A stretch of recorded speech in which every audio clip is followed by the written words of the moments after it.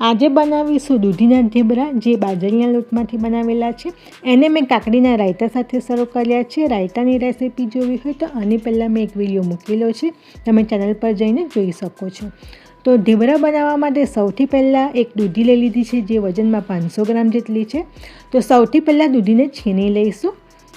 હવે મેં 4 કપ અહીંયા બાજરીનો લોટ લઈ લીધો છે અને 1 કપ ઘઉંનો લોટ લઈ લઈશું. ઘઉંના લોટમાં 3 થી 4 ચમચી તેલનું મોણ આપી દઈશું. તો બધું જ મિક્સ કરી દઈશું સૌથી પહેલાં. હવે એમાં 1 ચમચી તલ, 1 ચમચી અજમો, 1 ચમચી હળદર અને 1 નાની ચમચી લાલ મરચું પાવડર ઉમેરી દેવાનું છે. સ્વાદ અનુસાર મીઠું ઉમેરીશું. 2 ચમચી લસણ આદુ મરચાંની પેસ્ટ ઉમેરી છે અને 1 નાની વાટકી દહીં ઉમેરી દઈશું. 3 થી 4 ચમચી ગોળ લઈ લીધો છે. એમાં છાશ ઉમેરીને આ રીતે ગોળને ઓગાળી લઈશું. એનું પાણી પણ ઉમેરી દઈશું.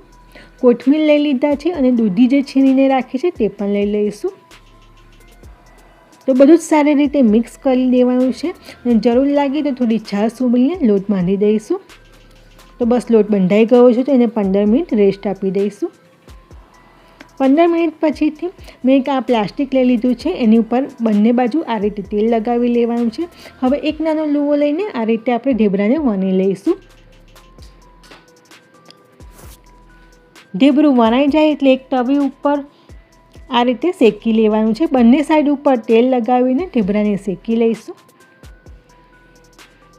તો બસ ઢેબરું શેકાઈ ગયું છે. તો હવે એને એક પ્લેટમાં લઈ લઈશું.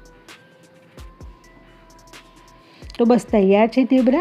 તમે એને ચા સાથે અથવા તો લંચ કે ડિનર ટાઈમ ગમે ત્યારે ખાઈ શકો છો. રેસીપી ગમે તો મારી ચેનલને લાઈક અને સબસ્ક્રાઈબ કરી લેજો. Thank you.